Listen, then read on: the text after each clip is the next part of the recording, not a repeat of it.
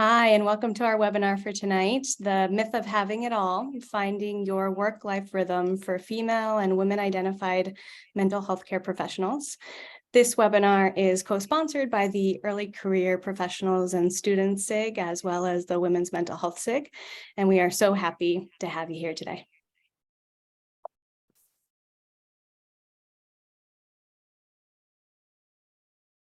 I'm honored to introduce our outstanding panelists today. Dr. Karen Cassidy is the founder of the Anxiety Treatment Center of Greater Chicago. She served as the president of the ADAA, is a clinical fellow of the ADAA, and won the ADAA's prestigious Clinician of Distinction Award.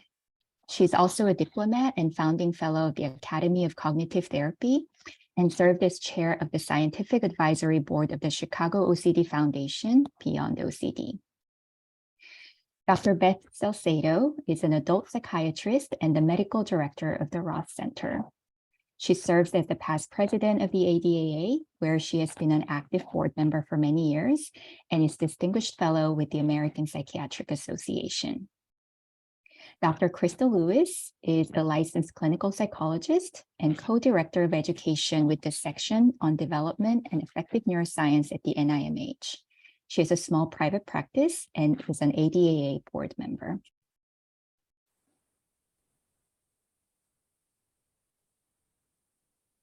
You may have noticed that in our learning objectives for our webinar this evening, we referenced work-life rhythm rather than a more commonly known term, work-life balance. This term I felt important for a variety of reasons, and so we'll go ahead and define it here and ask that you keep it in mind both throughout the webinar this evening and going forward. Adam Grant, an organizational psychologist at Wharton, acknowledged that work-life balance can set an unrealistic expectation of keeping different roles in steady equilibrium. Instead, he encourages, strive for work-life rhythm.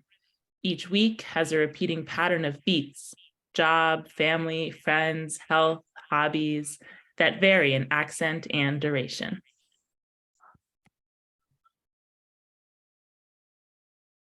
And now we're going to share with you a short clip from Shonda Rhimes, who is a powerful working woman and powerful mom, on what her response is to the question, how do you do it all?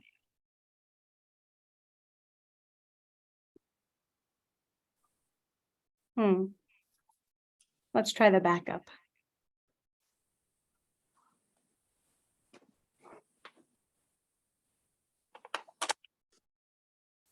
Good. You are making it. You are a success, and it's exciting, and it's great. At least it is for me. I love my life. I have 3 TV shows at work, and I have 3 daughters at home, and it's all amazing, and I am truly happy. And people are constantly asking me, how do you do it? And usually they have this sort of admiring and amazed tone. Shonda, how do you do it all? Like I'm full of magical magic and special wisdomness or something. How do you do it all? And I usually just smile and say, like, I'm really organized. If I'm feeling slightly timely, I say, I have a lot of help. And those things are true, but they also are not true. And this is the thing I really want to say to all of you, not just to the women out there, although this will matter to you women a great deal as you enter the workforce and try to figure out how to juggle work and family. But it will also matter to the men, who I think increasingly are also trying to figure out how to juggle work and family. And frankly, if you aren't trying to figure it out, men of Dartmouth, you should be. Fatherhood is being redefined at a lightning fast rate, and you do not want to be a dinosaur. So women and men of Dartmouth, as you try to figure out the impossible task of juggling work and family, and you hear over and over and over again that you just need a lot of help, or you just need to be organized, or you just need to try a little bit harder. As a very successful woman, a single mother of 3, who constantly gets asked the question, how do you do it all? For once, I'm going to answer that question with 100% honesty here for you now, because it's just us, because it's our fireside chat, because somebody has to tell you the truth. Shonda, how do you do it all? The answer is this: I don't. Whenever you see me somewhere succeeding in one area of my life, that almost certainly means I am failing in another area of my life. If I am killing it on a scandal script for work, I am probably missing bath and story time at home. If I'm at home sewing my kids' Halloween costumes, I'm probably blowing off a rewrite I was supposed to turn in. If I'm accepting a prestigious award, I'm missing my baby's first swim lesson. If I'm at my daughter's debut in her school musical, I am missing Sandra Oh's last scene ever being filmed at Grey's Anatomy. If I am succeeding at one, I am inevitably failing at the other. That is the trade-off. That is the Faustian bargain one makes with the devil that comes with being a powerful working woman who is also a powerful mother. You never feel 100% okay. You never get your sea legs. You're always a little nauseous. Something is always lost. Something is always missing. And yet, I want my daughters to see me and know me as a woman who works. I want that example set for them. I like how proud they are when they come to my offices and know that they come to Shondaland. There is a land, and it is named after their mother. In their world, mothers run companies. In their world, mothers own Thursday nights. In their world, mothers work. And I am a better mother for it. The woman I am because I get to run Shondaland, because I get to write all day, because I get to spend my days making things up, that woman is a better person and a better mother because that woman is happy. That woman is fulfilled. That woman is whole. I wouldn't want them to know the me who didn't get to do this all day long. Wouldn't want them to get to know the me who wasn't doing. So lesson number 3 is that anyone who tells you they're doing it all perfectly is a liar. Okay.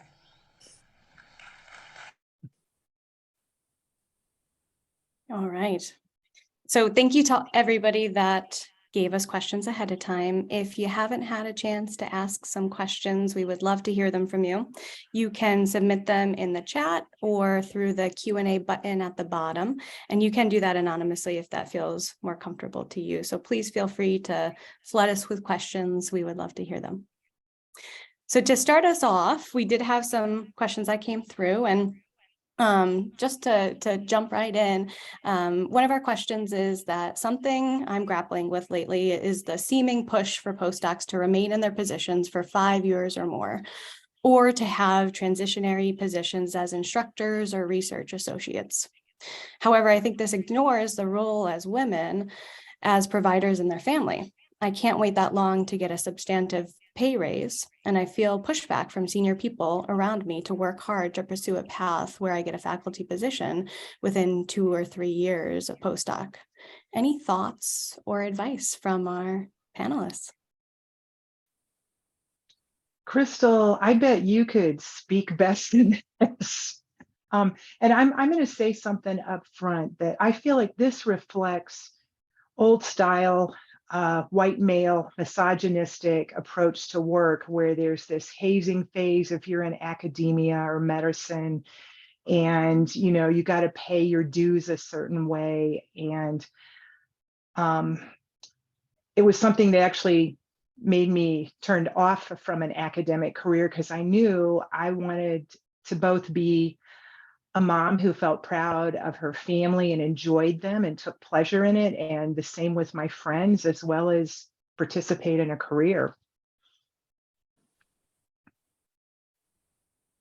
Yeah, just to add to that, I think that it is possible to do that. I think where it depends obviously on the environment you're in, but it is a bit antiquated in terms of the expectation to stay in that position.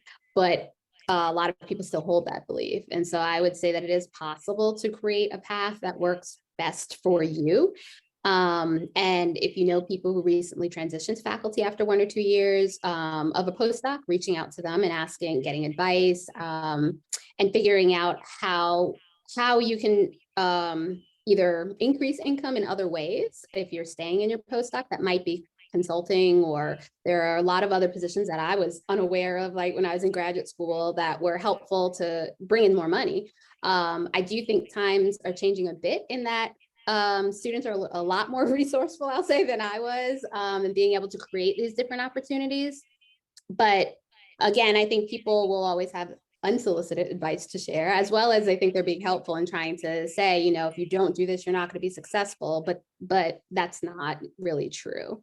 And so I would say it's just kind of figuring out creative ways to bring in extra income if you're staying in that role, or can you ask for increased money if they want you to stay in that role, and then reaching out to people who might have other ideas on how to help you bring in more money or transition to a new role.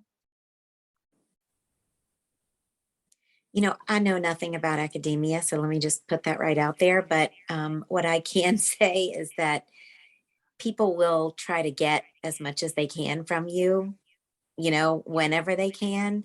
And you're the only one that can be your own advocate and push back. So I think, you know, demanding in a diplomatic way that you get treated as fairly as everybody else is what is it's that's on us to do that. And one of the other questions was, how do you find mentors? And this is a great time to seek out mentorship and ask people in various stages of their careers and maybe, from different um, paths like, private practice versus academia and get a lot of good feedback on how to manage this, but also how to be your own advocate. All fantastic points. Speaking of mentorship, how do you recommend seeking out mentorship specifically from female or women identified folks? Do you have any tips or tricks?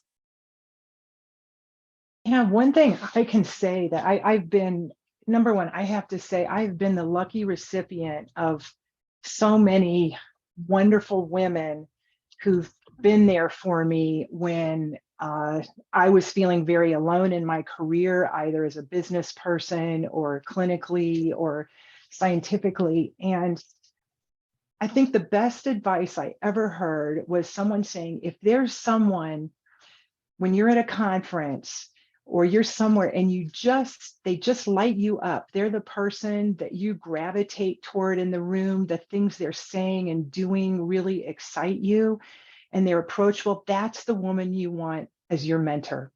And that's what I've done. And it has worked so well as someone where I just see that simpatico thing and I admire the way they are living their life as a professional and as an individual. And so that's what I'd say. And I have to say, ADAA has been a huge source of mentorship for me. And the way I found people is I'd be listening to them speak and I'd just be like, wow, they are amazing. I love what they're saying, how they're thinking, their vulnerability, the way they talk about their personal life and their professional life. And I encourage you to look here because there are some amazing women here who are incredibly generous and they know that we all have to stand together and help each other. The other thing is, as someone who is, 30 years into my career, I love being a mentor for other people. And it doesn't take very much time or effort from me, and it gives me back a lot. And the people that I would consider like mentees typically don't want to ask, even though for me it's something that I really enjoy and feeds me in a lot of different ways. So I would say too, ask a lot of different people, people like Karen said that resonate with you, but you can get a lot of different things from a lot of different people, just like, your friendships. Each friendship gives you something different. Each relationship with someone, in a different stage of their career can give you something different. So I would reach out to a lot of different people and they may not all be available or have the bandwidth for you at that moment, but it doesn't hurt to ask. And the other thing I'll say for me is I've learned a lot along the way and I've made a ton of mistakes and I love to share those so that other people don't have to go through the same things that I went through. So I think ADA has been fantastic that way. It really, it's a really nice organization. It's not a competitive academic environment. And I just feel like most people that I've met have been very open and willing to share and guide, which has been great. I do want to echo those sentiments. I think ADA is a great environment when you attend the conferences and start getting connected to really find mentors.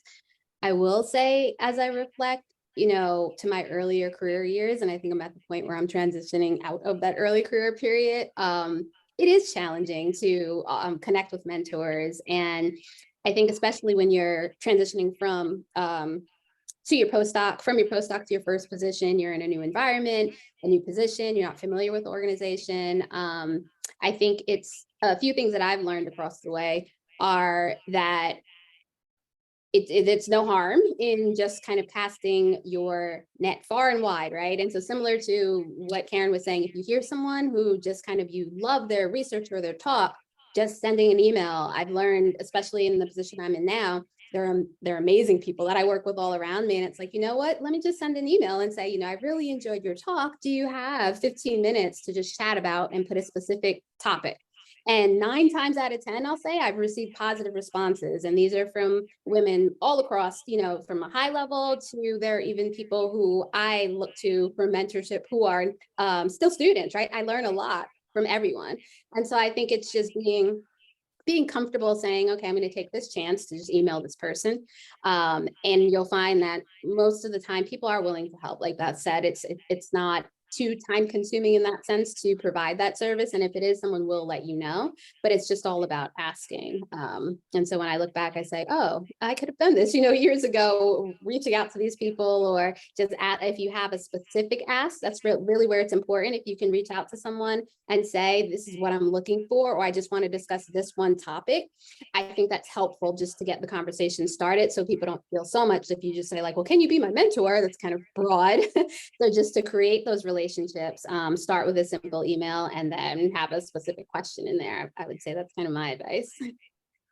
And I would add into that, you know, if you're physically in proximity with someone because of your workplace, ask them out for coffee.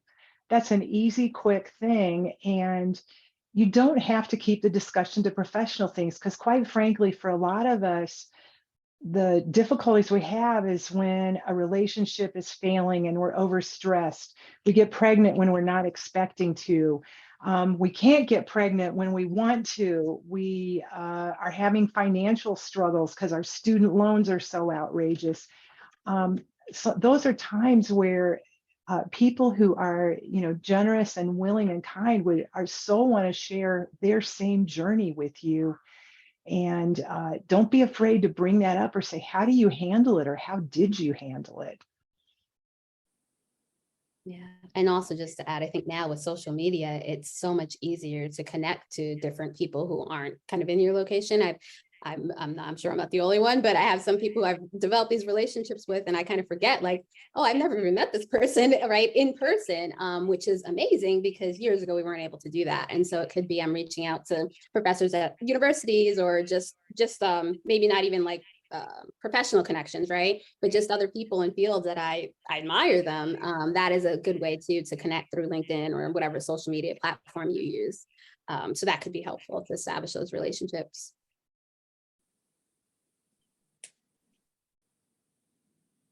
I have a feeling you all will be very popular in April at the conference. Moving us to maybe another topic. When do you know that it's time to walk away from a position? And if you feel comfortable, has this been an experience that you've had in your professional life? Yeah, I can say, yes, this has happened to me. And, you know, for me, the big signpost is I'm realizing I am violating my integrity. And I remember working for this practice and discovering that they were using me as a bait and switch, where I'd go out and speak and, you know, was supposedly running this evidence-based anxiety clinic. And then I was filling up this large 70-person practice with all these other people that I wasn't supervising with people. And I then discovered we'll just say their way of making money completely violated my way of living in the world. And I was terrified. I quit. I went into my own practice. I had no idea how I was going to survive, but it was the best decision I ever made. And then I can think of the same thing happening at some other points where I had opportunities to either do things that would be much more profitable for my business, but it violated my sense of what my staff should be paid or the benefits they should get, or just the way we wanted to operate and invest in training. And if I had been in a position where I couldn't do that, I would have quit and started over. And so I want to give you the courage to say, I made a mistake. This place doesn't fit, and I'm out of here. because there's nothing more horrible than feeling like you're not living your life on purpose the way you wanted to. And then the other signal I would give, and this has to do with jobs I had before mental health, is where you're not valued. And so if what you're valued for is making someone else's career amazing, making someone else's bottom line wonderful, then I'm going to urge you to quit. And to realize if you really want to thrive as a human being, you need people who see the good in you and want to nurture that and believe that your position in their lab, in their department, in their clinic is really important because you are there, and that you've got some special something about you that needs to come out. And and I grew up in a graduate system that didn't value that, but had the good fortune to have my advisor that I switched to be the person who saw that, and it made all the difference in my life. I never would have applied to the top internship in the country. Never would have occurred to me that I got in, and I did, and it made such a big difference. And then he continued to mentor me after that. Richard McNally, shout out to you at Harvard. So that would be my thought. When I first saw that question, my immediate thought was, if you think you should walk away, you probably should walk away, But the other thing I was thinking is, everybody, to me, everyone in every industry should always have their finger on the pulse of what's happening in their field and what's available to them. And I am always shocked at, like a couple of years ago, a child psychiatry fellow locally to me approached me about a job and said he had been told that the field was really saturated. Meanwhile, where we are, you can't find a child psychiatrist for miles that has any openings. So, like he's being told this when it's clearly not true. So I think it's really, really important to talk to a lot, again, the whole mentorship thing, talk to a lot of different people and in a lot of different places, and keep your eyes open. And you can walk away and do something different, you just have to make that leap. Yeah, and I think just to add to that, I agree completely. I would say when you no longer kind of find that joy or have joy in what you're doing, and it's hard for you to identify the meaning, that might be time to kind of reevaluate in that moment, right? So day to day, we always don't love what we do every day. It might just be, we're really tired. This goes beyond that, right? It's more so when it's almost, you're not aligned, right? You're not connected to what you feel is your purpose. And when you are in those situations where you're aligned with what you're doing, you could be super tired, right? But that joy is not going to go away. You're still going to have that base feeling of like, this is what I'm supposed to be doing. And so obviously there's a lot of factors that go into finding that position for you, right? But again, there's a big difference between being tired or even being burnt out and being misaligned. And so I think that takes some time to identify that feeling. And also, as Karen was mentioning, like the courage to know when you identify that, it's okay to change paths and decide this is not for me. I think we're in our field, right? We're conditioned to, we're going through our programs, you're in a research PhD program, this is what the next step is for you. And a lot of times it may not be what you want to do, but because you spent all this time in this program, it's like, well, that's probably what I should be doing. And so I think, full disclosure, I'm in a position now where I'm doing something a little different than I thought I'd probably end up doing.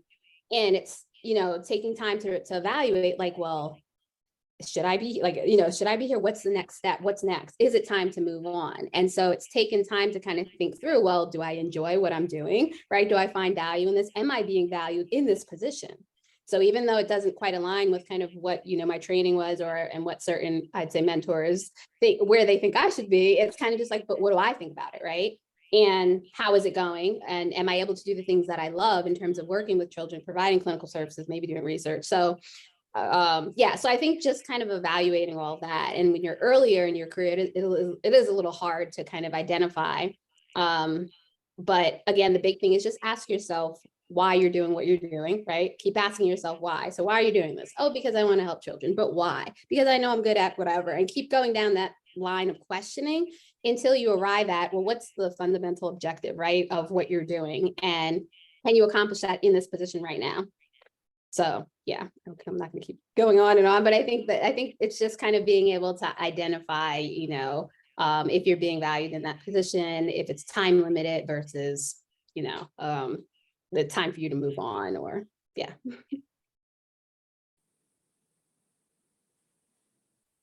The sunk cost fallacy is coming to mind for me. Yeah, it's hard. Kind of transitioning to another topic about burnout. When and how do you know when it would be helpful to take an extended leave if you are feeling burned out, if you're feeling like you can't manage your responsibilities, especially when there are increased demands and schedules that are just out of control? I think the first thing I'm going to remind everybody is the research on burnout shows it's not a personal problem, it's your employer's problem. In other words, when too much is being asked, there's not enough appreciation, there's not a human factor being expressed in the workplace, then you're going to end up with burnout. And so I want to, because I think what we do oftentimes as women is we tend to assume if we just worked harder, if we just were more organized, I so identified with what the speaker said earlier. If we could somehow get it right, then we wouldn't be in the pain that we're in. And I want to tell you that's wrong, because when I'm in a place where the work is interesting, it becomes life-giving, where I realize I'm using my gifts and talents, it is exciting, even though sometimes the workload may be overwhelming. But here are the times where I've taken off, because I've had quite a few times where I have taken extended leave. And I have a child that has developmental disabilities, and some of them medical, and then his brother inherited a similar condition, and I had to take off and just quit work. And one question I asked myself, and then I did the same when my sister was dying so that I could be with her in hospice for a couple of months, is if I have a feeling that I'll regret not doing something, then I know it's time to stop working. And that metric has served me really well, whether it's I'm cutting back my schedule to have time because I have young children and I want to spend more time with them at home before they start kindergarten, or I want to be the one who volunteers to serve school lunch, or whatever it might be. And so that would be something I say is, if you will regret not cutting back, because I can tell you at this point in my life, people always come first. Your relationships, and that, it doesn't matter if you did the most amazing research in the world, or somehow everybody could say you were the best therapist. That's cold comfort when you're looking back at your life. And I want you to remember that, because I think that's a misguided competitive. We're valued by our achievements rather than who we are as a human being. And that gets back to that idea is I knew I wouldn't be the right kind of person if I kept working. And then also if I realized I can't function, I got a bad case of postpartum depression after my first child, and taking off was invaluable, just so I could get sleep. I think just to jump in, as you say that, I was thinking of this book. So I'd recently read this book called Do Nothing by Celeste Headlee, I think Headlee. And it's about the history of work in our society, the concept of time, and essentially like how to start living instead of focusing on doing all the time. And a friend had chosen that book for a book club last year. And ironically, I was too busy to read it, but finally got around to it.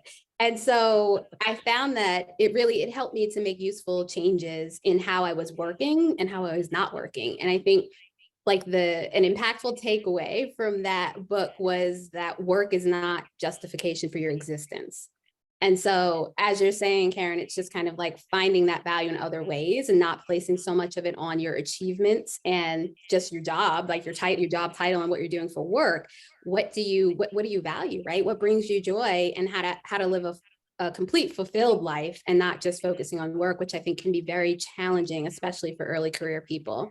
And so the key is really to not have to learn that you're burned out, right? Or identifying the signs, but being able to catch it before it happens. And so I would just say personally, what I've tried to do is focus on 3 different areas of scheduling more breaks. And so this is not just like vacations, right? It's also just daily in my schedule, making sure that I'm not scheduling patients back to back to back on the hour, like it's impossible to keep up with things. So just scheduling small breaks throughout the day.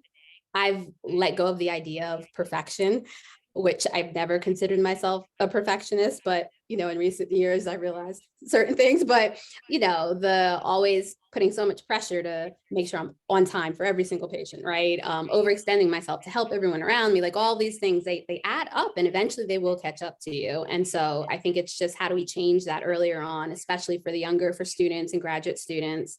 And I think the third thing was just setting boundaries, and not so much for others, but for myself. And so I just try to put into practice those 3 different areas to prevent myself from getting to the point of being burned out.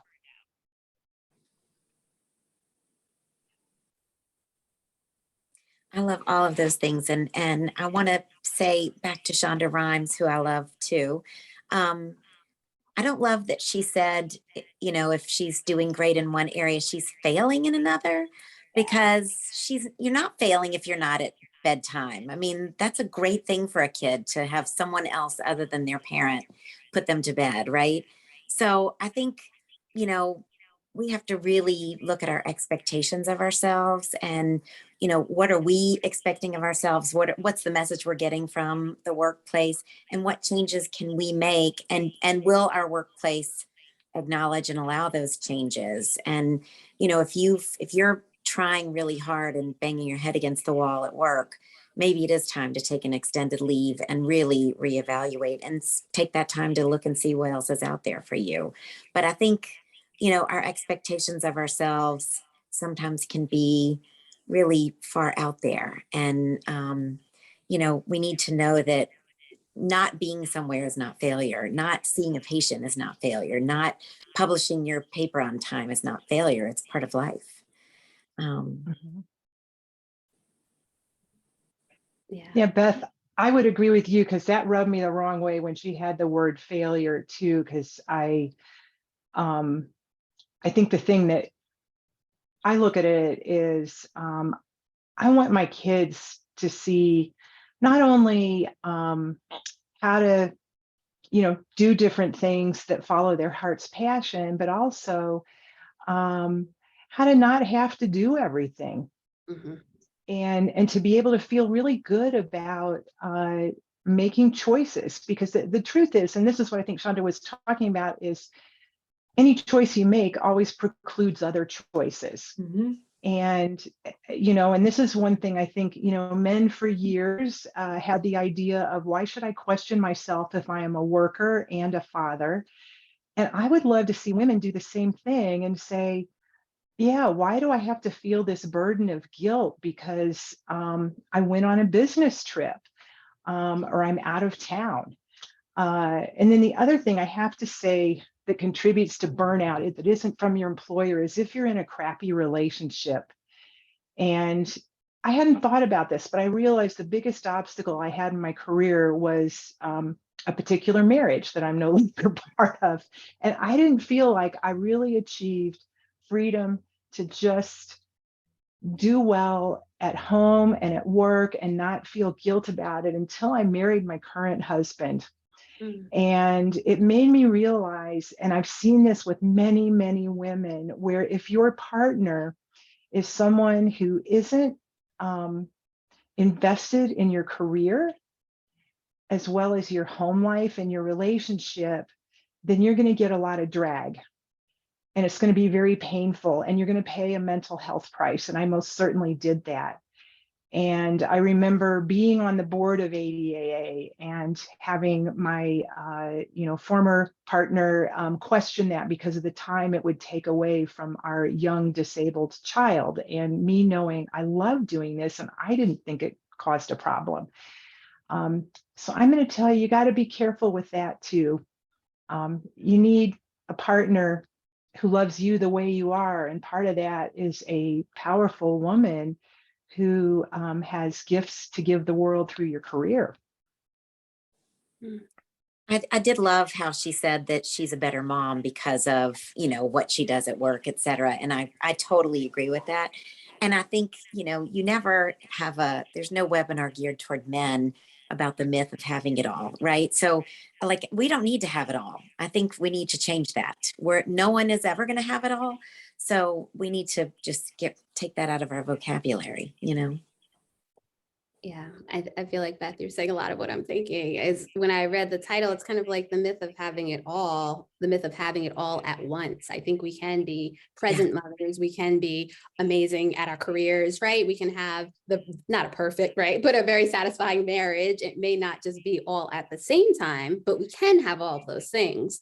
So I think it is about just changing that narrative and the expectation, right, that it has to be at the same time, because again, right, for men, they don't necessarily put that pressure on themselves in the same way that I think for women that comes up. And so it's just saying, well, yeah, you can have a great marriage, you can have a child, you can have a great career, right, but it just may not happen all at the same time, and that doesn't take away from what you're doing at that time period. So yeah. And you don't have to be present at every bedtime or bath time to be an amazing mom or parent. So that's important too. I vividly remember when raising my kids that I was the one always anxious about being there. And my husband was like on call every third night, sleeping in the hospital, and it didn't bother him at all. It was me that was like, oh, what am I going to do? I'm not there for dinner, etc. And, it's just a fallacy that we've grown up with. That's changing now for women, but it's tough.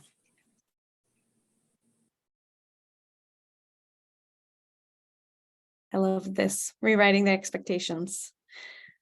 What about teachable skills? You're giving us a lot of skills for us as professionals.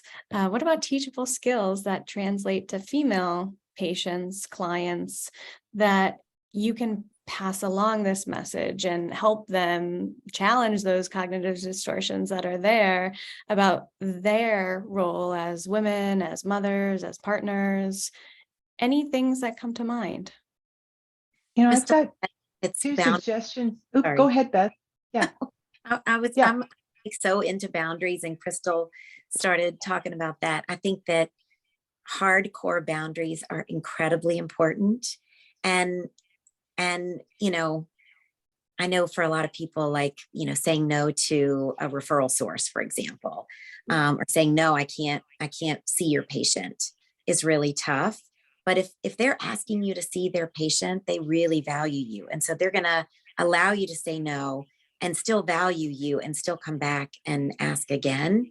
So I think that's one way to have a boundary. There's a million other ways. And I think those are really concrete teachable skills that we could talk about at length here and for hours to come.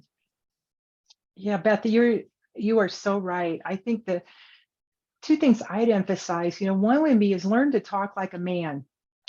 And one of the things that we do as women is we say, oh, I'm sorry. And we say things in a tentative way. It's a female speech pattern. And one thing, I was very conscious of this early in my career because I had a father who really promoted my leadership and really kind of pointed that out to me. And then I saw some research about it, is to be straightforward and deliberate with what you're saying so that you're really saying what you mean and not putting it in that tentative phrase. So that's one. And then another one that I think is also important is asking for what you want. And this goes with what Beth is saying, is learning how to ask for a raise, learning how to ask for extra responsibilities or ways to demonstrate your competence and your usefulness. Crystal mentioned emailing that to someone saying, hey, I love your research and what you're doing. Can I join you in this? I have this idea. Can we somehow work together?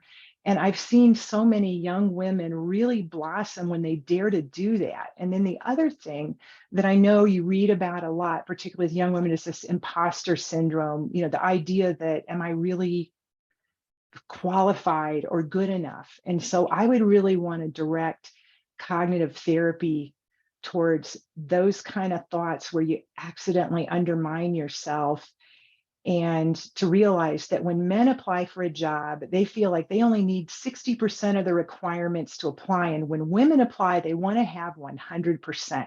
Mm. And so we've got to change our attitude and say, I have to learn how to be willing to go out there and just fail miserably and ask. So that's my suggestion. Yeah, I love all of that. I think also just, the basics of teaching kind of stress management and mindfulness I do a lot of. So just a lot of times professional women are extremely busy trying to be it all to everyone. And so helping to kind of create a schedule that includes, relaxation time and ways to start the day sitting in the car before you go into your office, right? How to utilize some of these skills that we may be fully aware of, but how they can utilize them in their daily lives as well. So maybe focusing on that can be helpful.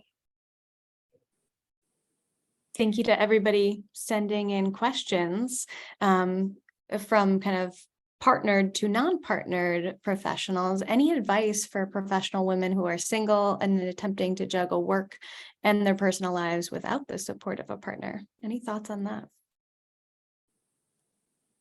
I guess I'll speak up because I've been in that role in between relationships. I think this is where it's probably hardest for all is to admit your vulnerability to yourself and to others and to ask for help. Mm-hmm. And it felt so difficult and even shaming to me to have to call friends and say, I need you to help me pick up kids, or will you be the person I can sign as my backup, or I'm sick, I can't do this today.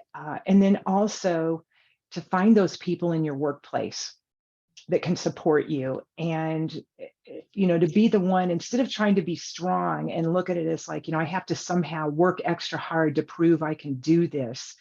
I think it's important to be able to realize we all need other people. If you happen to be partnered in a healthy relationship, okay, you're lucky you've got someone in close proximity, but actually we all need that all the time, and we don't have to be in a partnered romantic relationship with them to get that. And much to my amazement, people were so generous when I dared to ask. I just had felt like somehow I was burdening them, and of course that was a lie I told myself. I think there's so many ways we can find community. And I think you hit on it, Karen, that you have to make yourself vulnerable. Like, you got to let people know you need them in order to, get them to come to you, open up themselves. And so if you can take that first step, whether it's in your workplace community or your, exercise community or your, book club community, wherever it is, that will make a lot of difference. And you can get tons of different kinds of support from all of those different people in those different communities. So I think, forgetting about shame and remembering that we're all human, and everybody on this call, everybody in all areas of your life, we all have stuff that we're dealing with, partnered or not. Yeah. And I would also say it can often be that if you're not partnered, right, and you're around people who are partnered, they have kids, and you have that thought pattern of like, oh, well, they have so many other things to deal with, right? So I should be able to do X, Y, and Z because I have all this extra time, right? Sometimes that well, not sometimes, all the time, to have that mindset is not helpful, because then you're either taking on too much, right? Or you're comparing yourself to other situations when you don't really know what's going on behind closed doors for them either. But people are very willing. And so part of it, the theme here I'm hearing about asking is being able to open up your mouth and say, I need some help here, and not really look at, well, I should be able to do X, Y, and Z, or work late or stay longer because I don't have a partner. Oh, I don't have kids. And so not to feel that that's the expectation of you because you're just a single person. So sometimes those thoughts can either be kind of something you might have on your own, or you're hearing that from other people in that environment around you. And so it's just important to know that's just because you don't have a partner or a family. In that case, you do have other things, right, that you might be doing. And so it's not, you shouldn't compare the two. Yeah. The other thing I'm going to say is also share with your employer, because the times, when I've had staff where something comes up in their personal life, and it could be anything from, I just took my licensing exam and I failed it by 1 point and I'm devastated, or my dog just got attacked by the neighbor dog and I'm at the emergency vet and I'm not sure the dog's going to live. My staff, everyone loves circling around someone and offering support. And I would encourage you to realize you don't have to just rely on non-work people. And then the saddest times for me as an employer, where I find out afterwards, someone was having a very difficult life, and they didn't come to us to ask for help. And it can be anything such as, I'm having a hard time finding a therapist, I really need one, to, I think my relationship is breaking up, or I can't get pregnant. I think this is one way that women are changing the workforce into a much healthier world, is gathering around as a community and realizing all of this personal and professional life is intermingled and it affects each other, and we've got to be there for each other. Speaking of being there for each other, what advice do you have for supporting female coworkers of color who are underrepresented in science, professionally, personally? Any advice?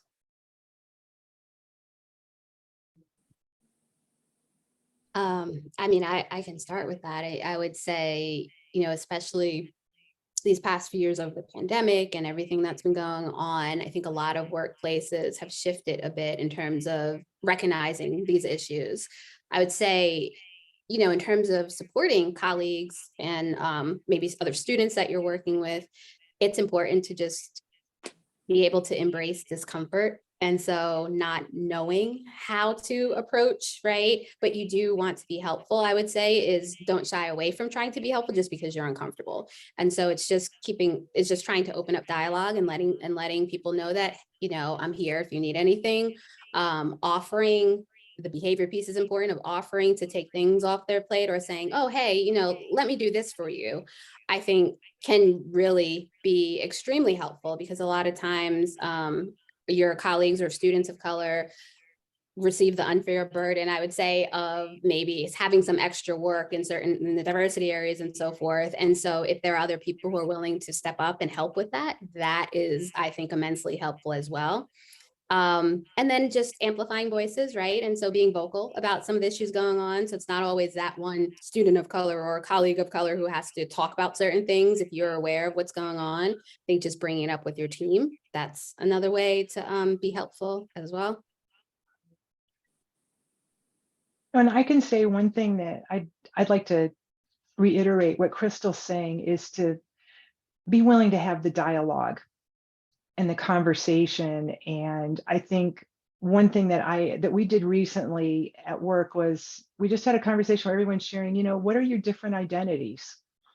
And it was so helpful for all of us, with people coming from different backgrounds. And I'm not just talking about white people, to talk about what that meant to them and how it affects them, and to make that part of the workplace conversation. And I love what Crystal's saying, because some of the feedback I've heard is like, I don't want to always be the token representative for whatever this minority is. I'm sick of being the one that everyone turns to, and being willing to have others speak up and acknowledge, I may not understand this perfectly, but it's important and we need to talk about it. I think sometimes bringing in people from outside that can also help have that dialogue is really important. And then the other thing that I think is really hard, but needs to happen is, when you yourself make a misstep, you acknowledge it, you apologize for it, you make an effort to learn from it and share what you've learned, et cetera, and make it, as uncomfortable as it is, make it something that is sort of how you handle yourself moving forward, and how hopefully you can be a model for everybody else to handle those things moving forward, and just to keep talking about it and keep trying to get on a corrected course. Mhm.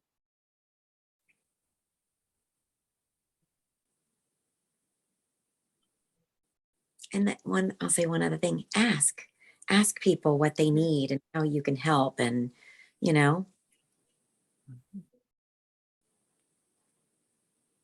I'm hearing asking for help as well as asking if others need help, maybe taking a little of that burden off of their plate.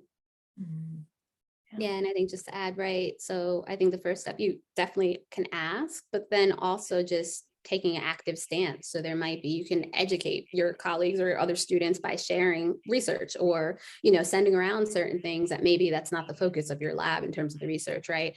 But it is very important in the context of the world we live in. And so it might be, hey, I read this great article, send it out. And so that is also a nice way to kind of show support, and really also you're educating yourself and others as well.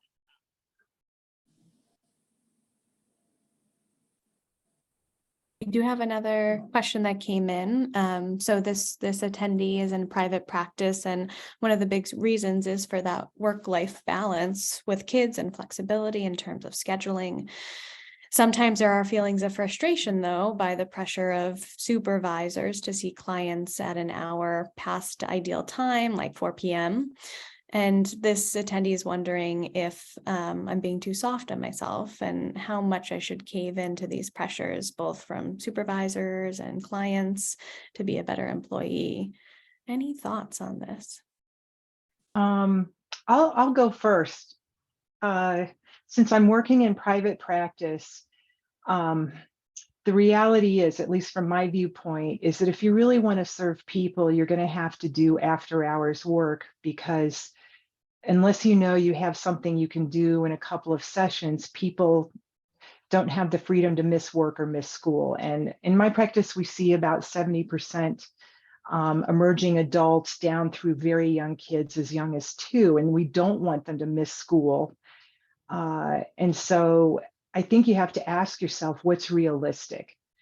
And so for myself, I knew that going into clinical work, that I didn't want to be like many of the medical centers at that time where you just worked 8 to 4, because I felt like it wasn't client focused. And you've got to ask yourself, what is it that you want? And then what I would ask you also to think about is, if I really love this clinical work, are there some ways I could do some after hours or weekend work, whatever it might be, and then have other times where I'm guaranteed off? And that's one thing we do with our staff, is they set their own schedules. We just let them know we need 2 evenings or an evening and a weekend, because we're trying to accommodate people's lives and not make them miss things that they like to avoid. And to compensate in other ways, where I have a lot of staff that don't start until 1 p.m. And they look at morning time as fun. They take their kids to school, they spend time with them. And I would ask you to think creatively about solving the problem rather than all or nothing. I think this is a great time when expectations need to be laid out pretty concretely. Like, if this supervisor is, the person you're working for, what's the agreement going in? Karen said 2 evenings or an evening and a weekend. That's often how we ask people to start too. And what I've noticed over the years is that you know, at different times in people's lives, they can do different things, more or less evening or weekend, or more or less hours total. And that's been the case for me too. One of the questions was, when did you get your like work-life rhythm? And I feel like the rhythm will be the rhythm for like 6 or 12 months. And then that rhythm changes, you know, because my life changes. So I think knowing what is expected of you and trying it out. And if it's not working for you, having an honest conversation about it. And, you know, if you come up with, this is again about boundaries, if you come up with something that works for you and the person you work for is always trying to push your boundaries, then, you know, you need to have a conversation about that. And you need to say, I really would love to do a third evening. And I would love nothing more than to serve all these really, you know, people in need, but I just can't do it for my own, you know, wellness and my own family. So. And I think the other thing that I would want to add is to think about what is it that you really want in terms of your life. So if you're realizing, okay, I just really pine, you know, missing that dinner time with my children or my family, you know, what is it that you're longing for? And if you're feeling like, okay, I don't have the connectedness or closeness that I need, and I feel like this is compromising that, then there are many ways to achieve that without having dinner every night. And I think one thing that we all have to ask ourselves is, why is it that I want something? And then I will be honest, as an employer, is I don't think it's realistic to go into clinical practice and think that you could work only daytime hours until you've got a great reputation out there and everybody wants to see you. And I'm in the lucky position where I could work whatever hours I want to. I choose to do evenings and sometimes weekends for the sake of my patients.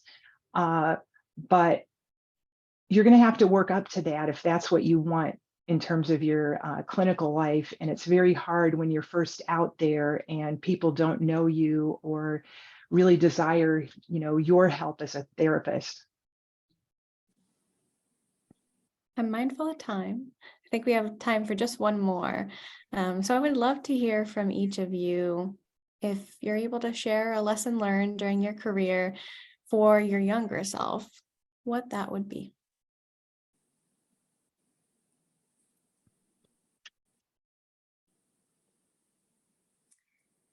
I mean, there's so many, you know, it's hard to say just one. But the thing that keeps resonating with me is the boundaries. Like, I just feel like, you know, I'm not super hardcore with it, but I really feel it, when, especially now with telemedicine, there's nothing more important than having a start time and a stop time and making that hard and fast, no matter what you have to do before or after work. Obviously, emergencies come up, etc.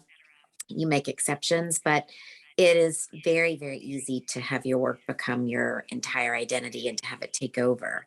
And so, you know, putting those boundaries in place and putting boundaries in place with what you will do and won't do for your supervisor, what you will and won't do with your patients in terms of how they contact you, et cetera, what their expectations are of you. I think that's really important to learn early on. And if you get that put in place, I think it can make a huge difference in your career trajectory and preventing burnout. Yeah.